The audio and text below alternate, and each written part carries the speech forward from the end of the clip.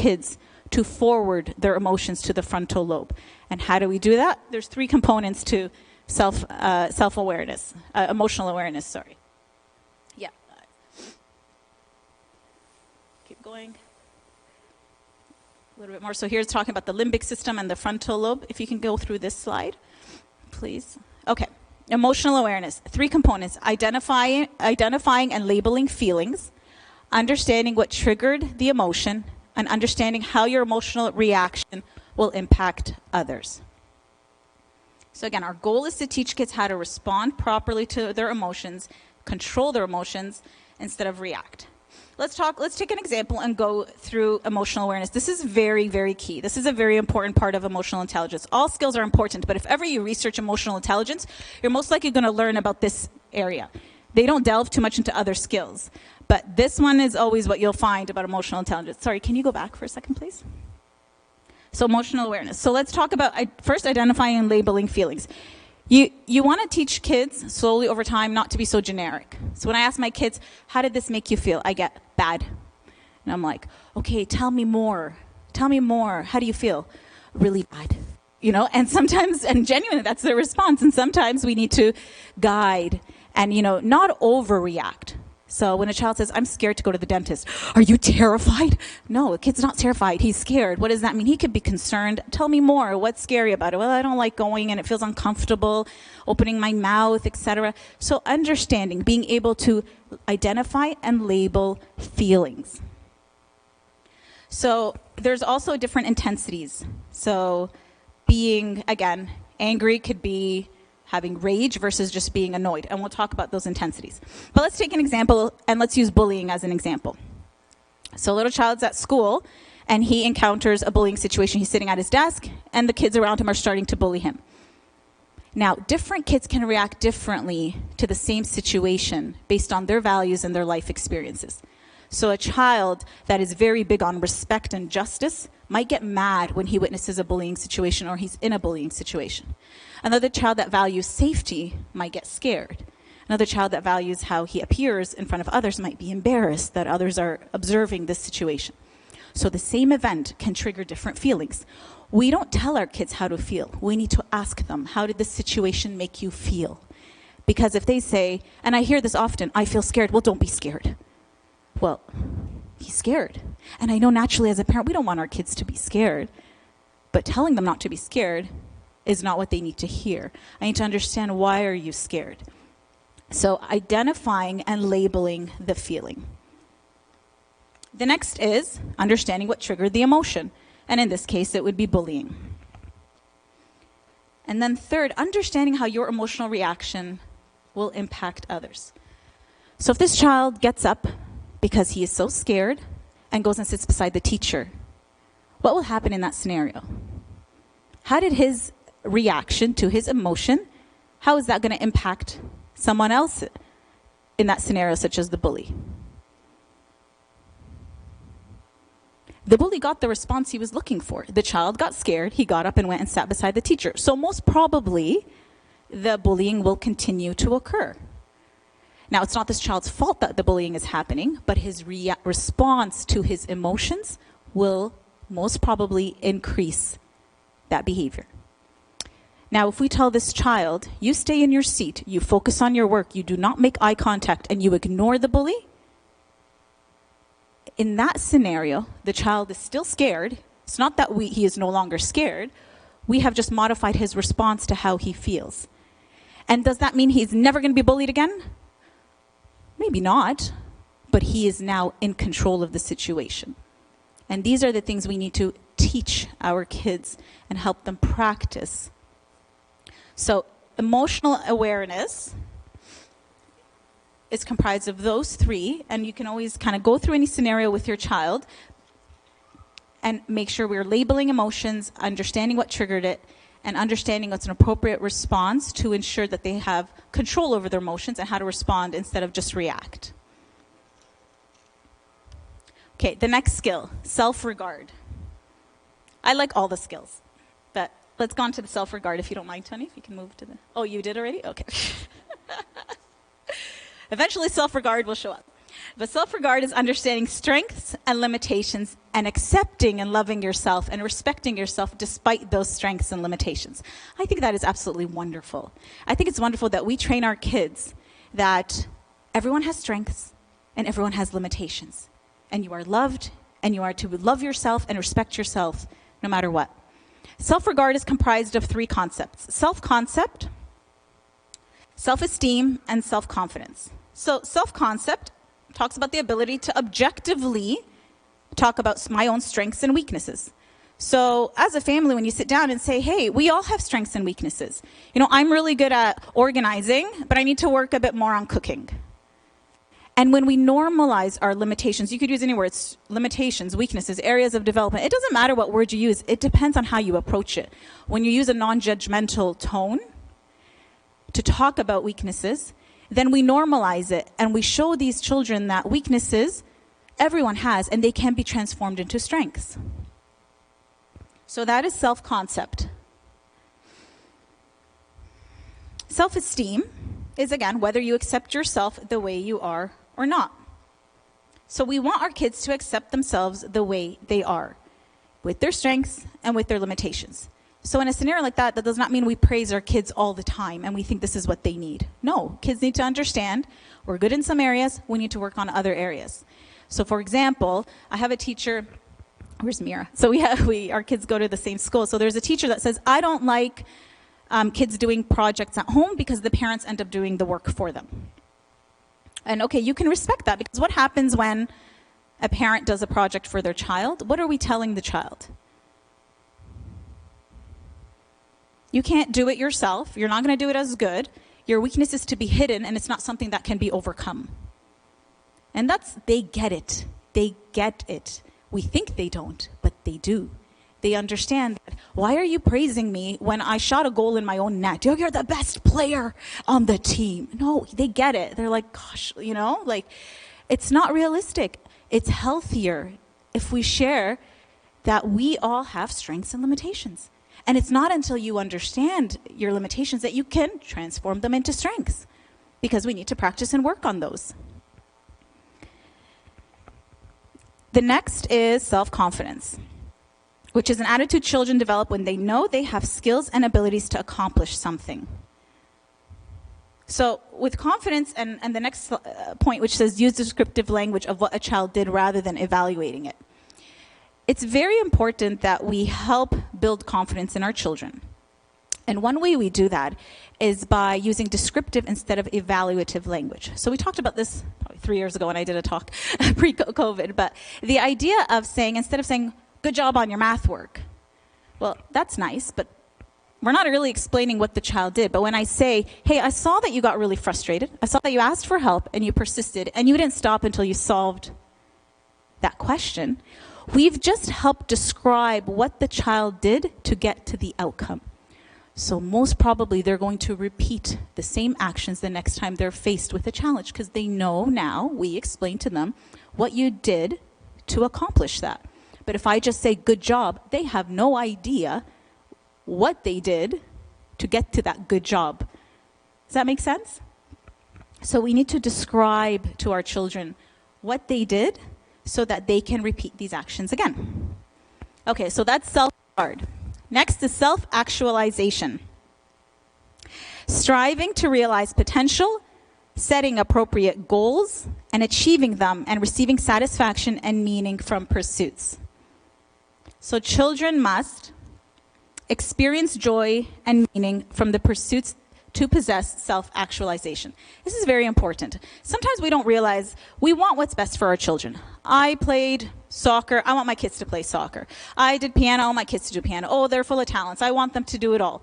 That is wonderful. But we need to ensure that these kids have joy from what they are doing and engaging in. So there are 3 types of activities. There could be parent-chosen activities, there could be mutually chosen activities, and there could be child-chosen activities. The parent-chosen ones are, I decide and you are forced to do it whether you like it or not. There's mutual chosen activities where I decide and the child ends up liking it. And then there's the child-chosen activities where the child decides and sets the goals for themselves and the parents support the child. what's key here is to ensure there are some child-chosen activities in our children's lives. From those that they learn how to set goals and to experience the joy of working hard towards those goals and doing something they like. So for example, I'll give you an example. There was a family once that, again, big on soccer, so the kids have to be in soccer. Kid was in soccer from when he was 2. And he was in soccer for about 4 or 5 years. And every time he had to go to a soccer practice, it was tears, and I hate it, and I don't want to go. And the parents are good-willed parents, and they're like, no, we got to go. And, when you commit to something, we commit to something, which is important. And we talk about that with our kids, the importance of committing to a sport. But it was just an ordeal every single time. So spoke to the family, and I suggested the child-chosen approach. You know what? Being in a team sport is important. Research shows that children in team sports have lower chance of mental health issues as they grow up. But why don't you give them the choice? This kid also really loved basketball. So why don't you say, you know what? It is important to participate in a team sport. It's important to commit and to understand, you have a team that relies on you and that you build up that teamwork. But you can choose what sport you want to do. Take your time. Kid obviously was just like, really? And he's like, yeah, you can come back and decide what sport you want to do. And the child came back and said, I want to do soccer. Right? And the parents kind of looked at each other like, really? This is working? But the idea was when that child was given the chance to make their own choice, they were able to see, you know what? Okay, I want to choose soccer. I don't want to do it because you're making me do it. And it's very important. The attitude changed 180. Suddenly, it wasn't difficult to get ready for soccer. Now, does that mean there wasn't a single, complaint any day? It was like, man, I got practice. I'm a bit tired today. It was very different than the wailing that was happening. And, the beauty of it is even when he'd say, I'm a bit tired, the parents would respond, well, sweetie, this is a choice you made. It's absolutely your choice. We're not forcing you. And try that with your kids and see what change you see. Because it is very important that kids learn how to set goals from a young age so that they are able to do that when they're older as well. And to experience that joy of achieving these goals and doing things they love to do. You want them to be musical? Wonderful. Do they hate piano lessons? Why do they hate it? It's very important to understand the reasons why some kids don't like doing something. Is the teacher mean? Do they yell during the lesson? Well, what if you gave them a chance to play anything they want? What would they choose? What about a violin? Why don't you try that and see how your child changes when they get to make that choice themselves? Yep.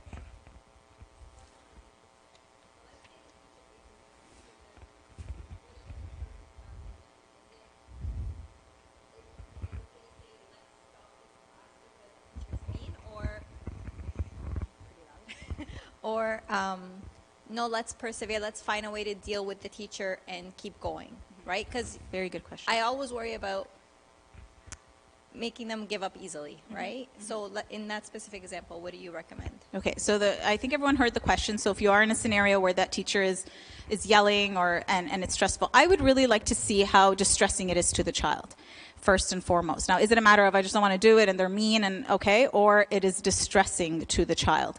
Now, I would initially try to work on, okay, why is this happening? Understand, is it because you don't want to do it anymore? Do you want to play something else? But to me, if a child is in a situation or in an environment that would affect their mental health, if they're in a bullying situation or in a situation where that coach and that teacher, it's not a healthy environment, I would potentially look into another teacher.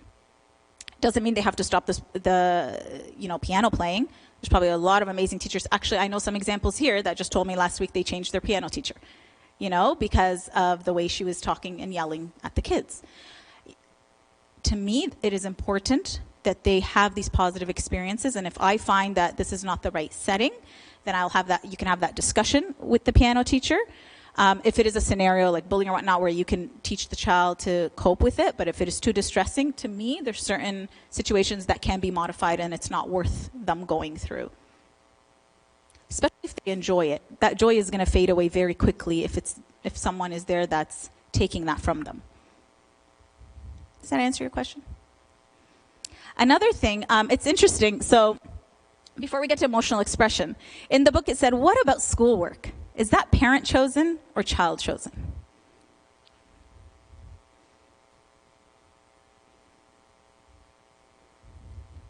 Well, I guess it depends on how you approach it with your kids, right? So the idea is we want to make it child chosen. We want them to focus on the importance of schooling, but we don't want to focus on the A's. That is not what the focus should be on. The focus should be on work ethic and work quality.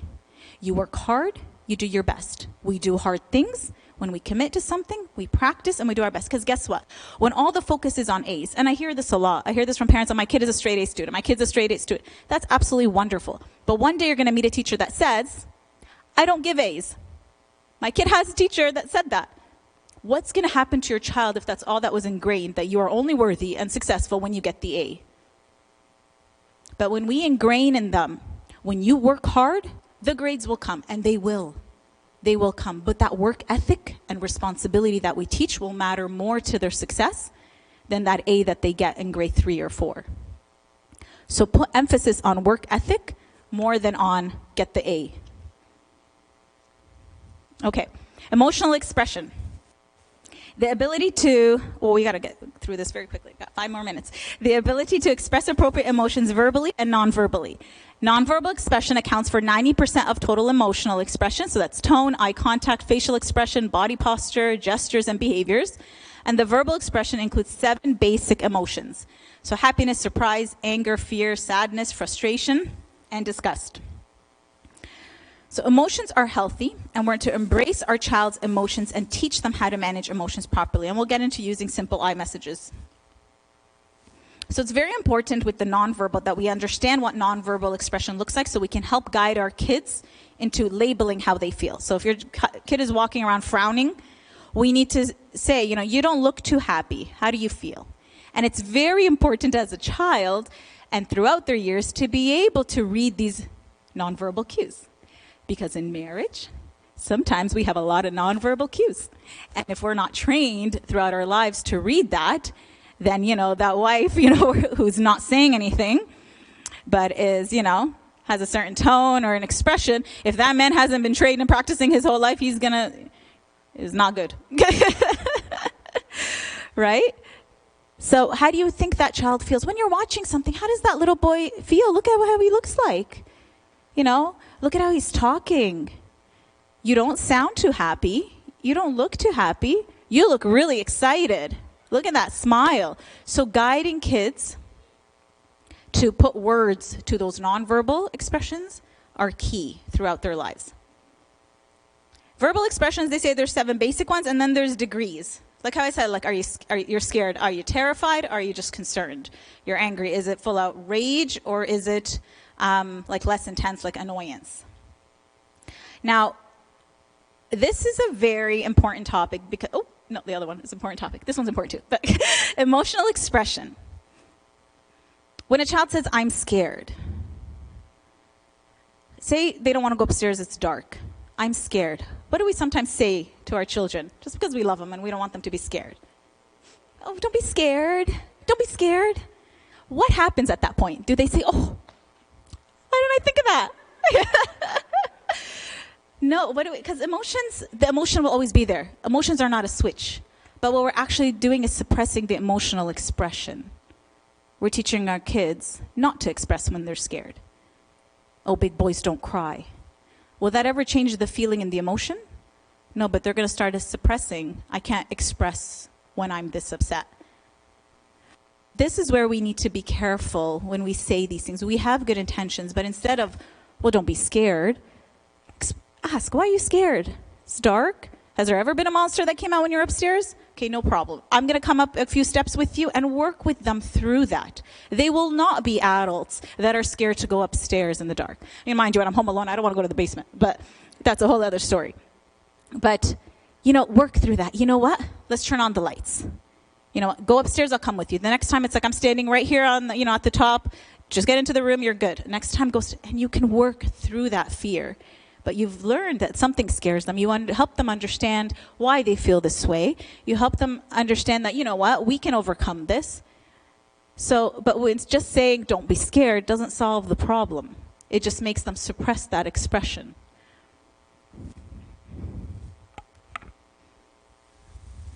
Okay. And we want to ensure that expressions are expressed and managed appropriately. So using simple I messages, teaching them, tell me I'm sad, I'm happy, I'm disappointed, and guide them through that so that they have that practice. Okay, next slide, independence. Ability to be self-directed and function without too much dependence on others or an undue need for support or reassurance. One of the most difficult challenges of emotionally intelligent parenting. You follow the child's lead because he will naturally express a desire for greater independence. This is a natural and necessary part of a child's development. Naturally, when they're young, what do they say? No, mommy, I do it. No, mommy, I do it. They want that independence from a young age. It is very important that we find age-appropriate activities for them to practice that independence. It does not just come. They need the practice. It does not mean we have to give in to all of their demands, but we can see what is appropriate and an appropriate activity for them to do. Can we modify the activity? They want to cut something with a sharp knife. Can we get those little plastic knives that can't harm a child and have them participate in doing that? Can they put away their clothes? Can they clear the table? They can do a lot. And we assume they can't sometimes, and sometimes it's just so much easier if we do it. I get it. But if we want to train children to be independent and we want to train children to have this emotional intelligence skill, they have to do things on their own so that they can grow up to be physically and emotionally independent when they make decisions and do things. Because there are adults that struggle to be independent without that constant support.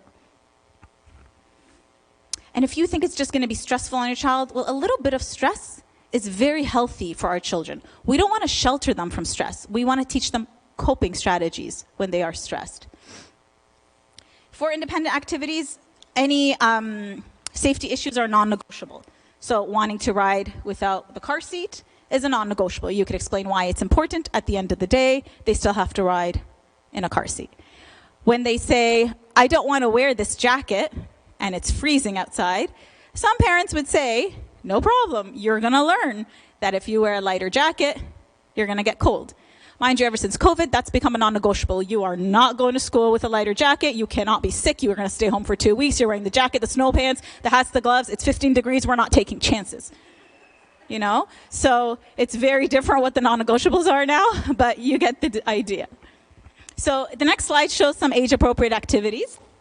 And you can find a ton of these online. But engage your child. You would be surprised what your children are capable of doing independently. Encourage them. It won't be easy, but it will be worth it in the long run. Okay, next slide, assertiveness. I have this one and one more, and I think we're good for all our emotional intelligence skills for today. The ability to express opinions. This one is really important, guys. The ability to express opinions, beliefs, and thoughts, and to stand up for yourself in an appropriate and constructive way. Independence addresses whether or not your child is comfortable working alone, making decisions appropriate to his age, and taking actions without an undue need of support. Assertiveness involves taking up for yourself, protecting your rights, stating your opinion. Assertiveness is most likely displayed verbally, whereas independence, behaviorally. And they do happen hand in hand. The thing is, some parents discourage the development of assertiveness because they don't understand the definition. And this might happen culturally too. When a child voices says, I don't want to do that, you do not talk back to me like that. You do what I tell you to do. Well, people assume it's aggression. Proper assertiveness is done in a constructive and respectful way of sharing opinions. Our children have to practice being heard and sharing their opinion. It's important. And they're usually statements like, I think, I believe, I don't want to, I want to.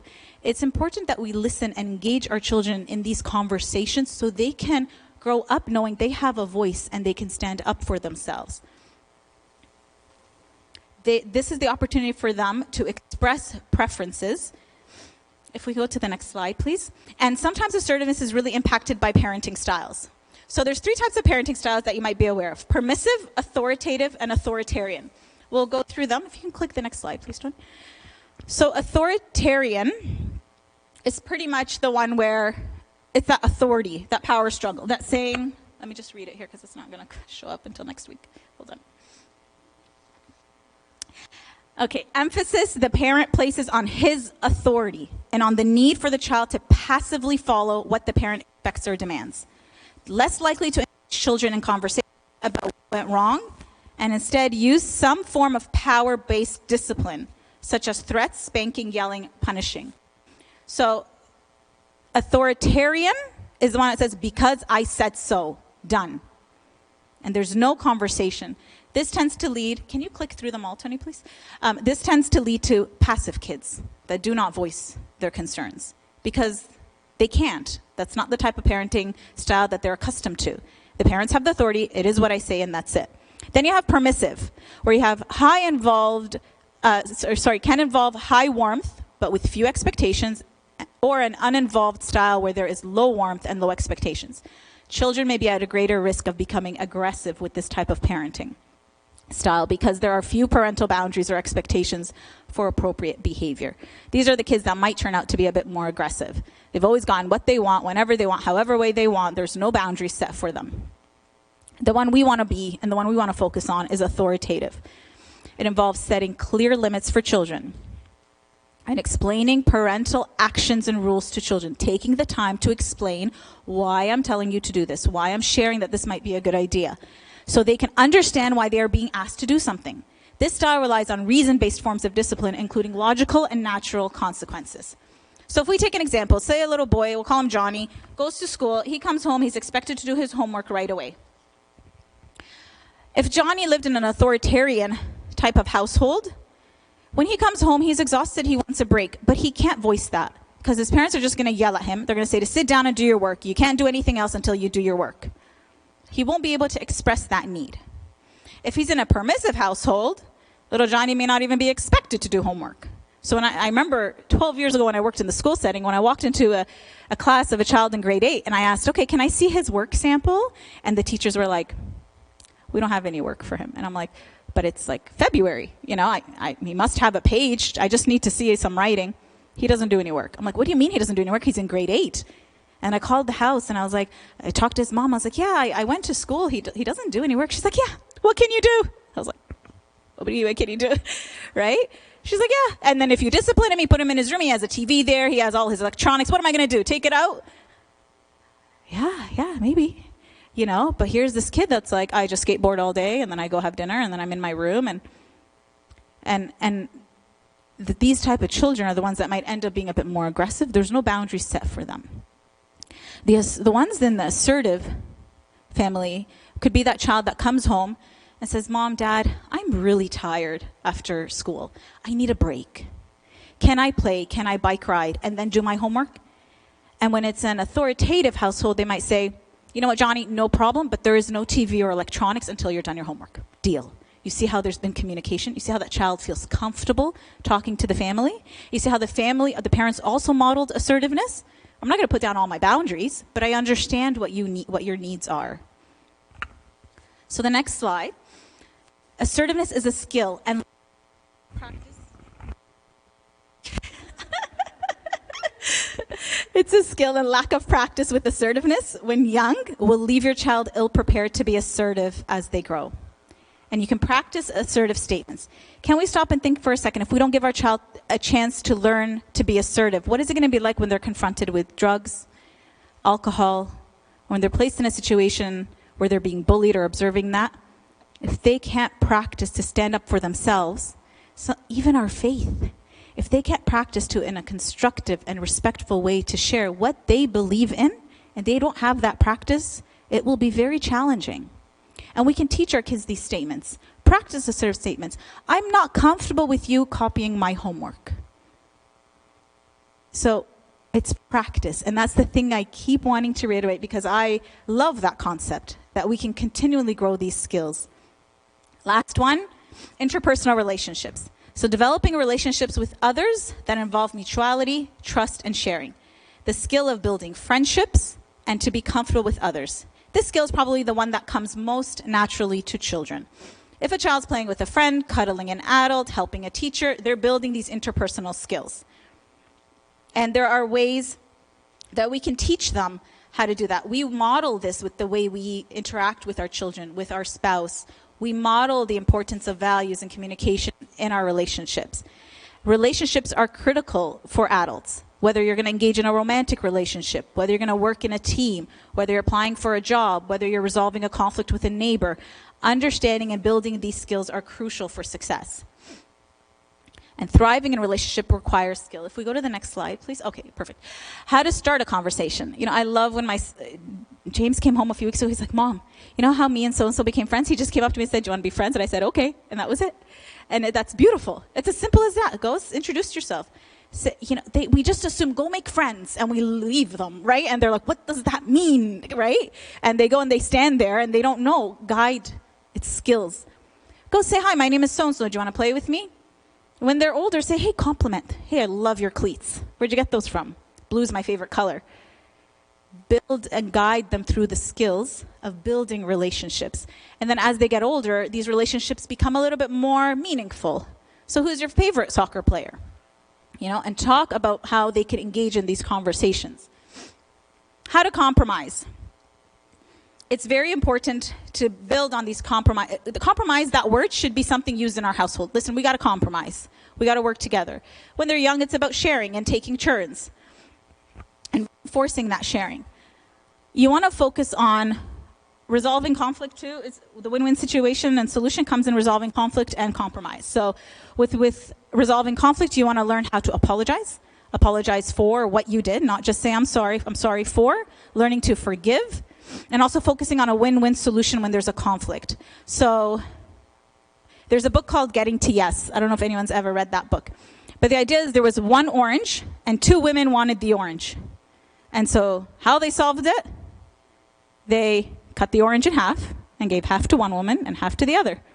And one took the juice and juiced it to make juice. And the other used the skin and was using it to bake. Now, if the two of them had had a discussion of what they each needed and why they needed the orange, instead of fighting over it, then they each would have gotten more than what they wanted. One would have gotten the inside, one would have gotten the outside. But instead of one throwing out the peel and only juicing the inside, and the other one throwing out the inside and only using the peel, they only got half of what they wanted. So when it comes to compromise and to resolving problems, it's important to understand, what do you need? Understand what you need. What does your friend want? And compromise. We're going to share. Oh, your friend wants this toy. They don't want that toy. So to give them the other one. It's not about just jumping to conclusions. It's important that we teach our kids to understand what the conflict is, what the other person wants, what do you want, and how to resolve that. How to build trust. Be an honest kid. You follow through with what you say. And how to make an emotional bid. An emotional bid, our kids do this to us all the time. It's a way of wanting to connect. Can I play with you? That's an emotional bid. Now, the way we respond to emotional bids is going to determine how our kids do emotional bids themselves and respond to them. So if I turn around and tell my kid, I'm busy, leave me alone. Or if I respond and just ignore them. Or if I respond and say, you know what, I'm busy now, sweetie, give me 5 minutes and I'll be right with you. Or I can stop what I'm doing and just start playing with them.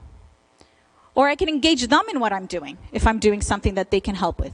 So there's positive ways of addressing an emotional bid and negative ways of addressing an emotional bid. And if we're constantly negative with ignoring or yelling at our kids, they're either going to stop making emotional bids and not make them with other kids either.